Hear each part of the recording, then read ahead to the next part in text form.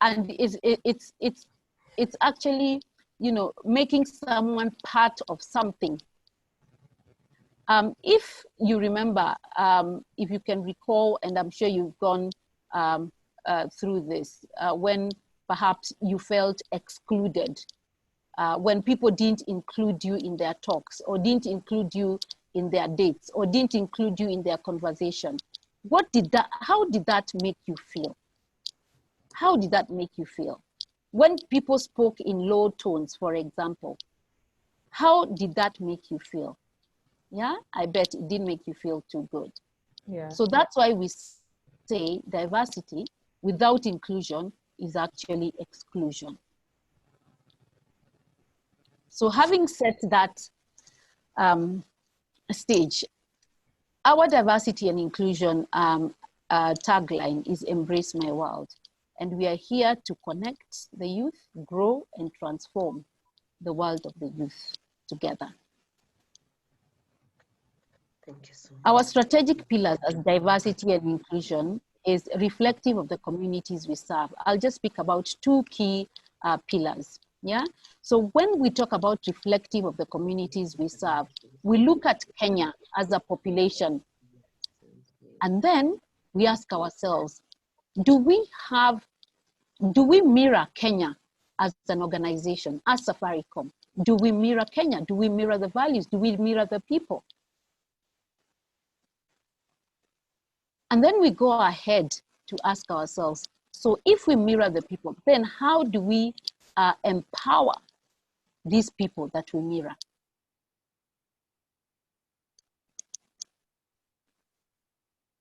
Our focus area as diversity and inclusion is gender, disability, and age. I'm just setting the background. So for gender at Safaricom overall, we are at 50-50%, but in terms of management, we are 35% female. In terms of, and we have an aspiration of getting to 50-50% by the year 2025.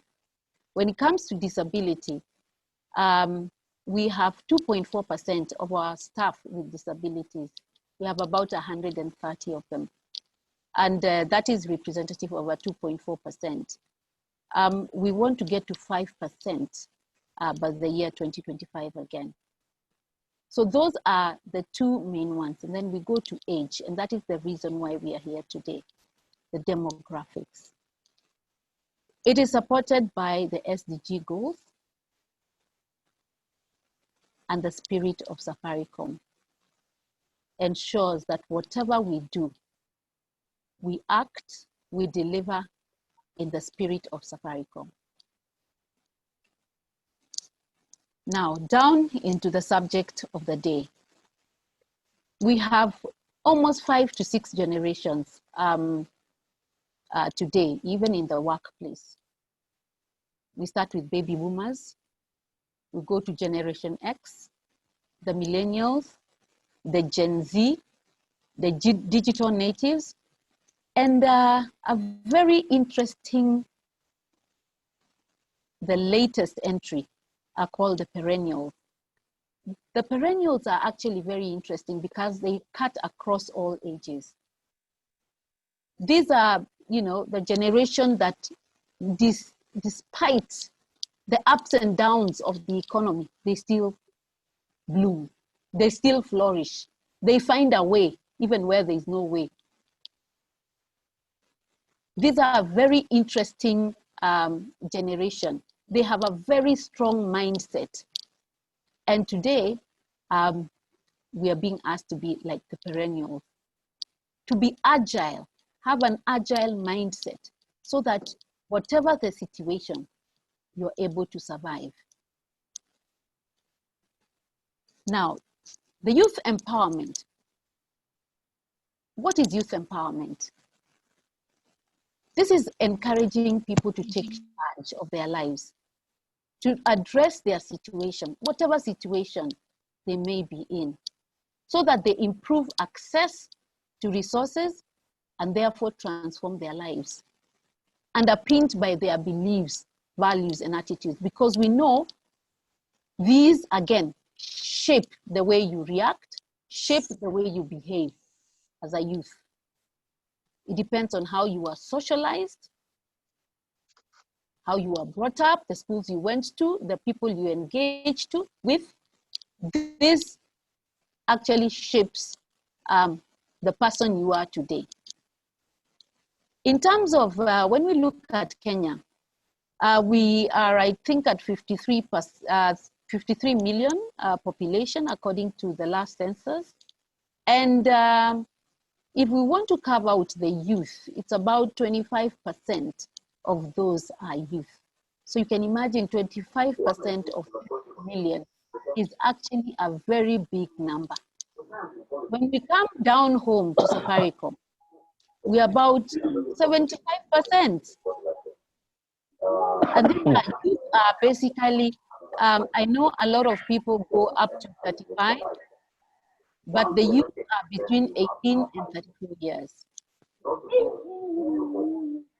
So when we talk about even gender, you know, how are the demographics? How do they play around that? Girls and women make up the majority of these young people because, of course, they are like 51% women when we talk about the population of the country and even the population of Safaricom. Some of the youth initiatives that we have done as Safaricom, and I know you will resonate with most of them. Chapadimba, a sport initiative. This sport initiative was set up in 2017. We are actually in season 3. We've just been slowed down by COVID.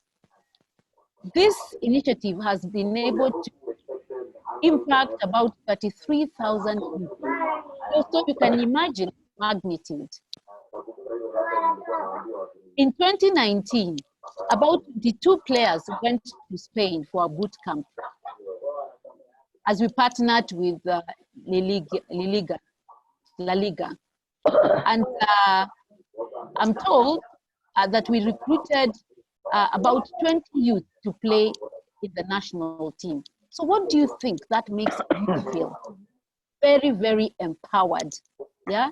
Being given that opportunity to be part of Chapadimba is very key for us. And that is supported by, you know, what we say, the Sustainable Development Goals, because everything we do at Safaricom is actually pinned on a tag, on a sustainable development goal. So all our targets, everything we do, there's nothing we do that is outside the Sustainable Development Goals, and that enables us to remain focused and also helps us to assist the government in achieving the Sustainable Development Goals. Blaze is another youth empowerment forum and platform. Yeah, you remember the Be Your Own Boss. I know when it started a few years ago, it was very exciting, and it is still something very exciting. We've been able to impact 25,000 youths across the country. And this is where, you know, they go into summits and create camps where they have mentors who help them to actually identify what their passions are, come up with ideas, and then, you know, have those ideas funded. How exciting. Another one is an initiative called Blaze Link. This is where you go online and get your self-assessment, and then depending on the outcome of that assessment, you're able to get directed or get led to the vocational course that actually aligns with your gaps. The certifications are given upon completion by various institutions. And this has been quite a very exciting initiative. The other one is, wow, what I call a digitrack. It's actually a digital track. So Safaricom Foundation, and Safaricom PLC have partnered with Huawei to take skills to the village. They actually go to the remote areas, the unreached people, the unreached youth, and take skills to those villages. And this is very powerful because we know most organizations have concentrated on urban areas, yeah? And a lot of youths are in remote areas. So this truck goes around the country, yeah? And in it is, it's a fully kitted truck, yeah? And, you know, youth can get into the truck where it parks, it goes, it stops in a town, and then youth can get into it and actually get and sign for courses online, and it's all free. So we've taken digital skills to the remotest of all villages. We've tried to reach the unreached youth, and it's all you need is just bundles. It's free of charge. The other one I would like to talk about is a program that Safaricom Foundation has, and is actually one of the, I think, the latest ones, where we are empowering 700 youths in 11 counties. We have 2 batches of 300 and 400, and where we are saying, for those youth who have not made the cutoff mark to go to universities, they have a chance to make it in life. They have a chance to learn a skill. They have a chance to actually earn a living. And some of the courses that are being provided with our partners is electrical, welding, food and beverage, plumbing. And you can see these are skills that are hands-on. These are skills that are required in the day-to-day life. So this is empowering the youth. Even though they didn't get cut-off mark to go to university, they can actually do something and earn a living. So the big question, why so much emphasis on the youth? Why are we talking about the youth, the youth, the youth? I mean, you open the TV, is let's empower the youth. Why is the youth so important? Why is the youth such a critical segment in our society? The answer is simple yet complex. The youth are leaders of today and tomorrow. I know we used to say, you know, the youth are the leaders of tomorrow. I would like to tweak that and say the leaders, youth are the leaders of today. When you walk down the street, when you go into any informal sector, Juakali place, you will find there are a lot of, you know, youths who have, you know, their SMEs. You will find a lot of youths who, you know, who have, during this time of COVID, who are running their businesses online. So we have ceased to say they are leaders of tomorrow. And that's why I said they are leaders of today and tomorrow. And failure to actually empower the youth has its downside. When we say we are empowering the youth, it's because we believe they are the engine of the economy. Without the youth, that 25% plays a critical role in the economy today. They actually drive the economy through formal and informal work. This is the group that actually comes up with innovation.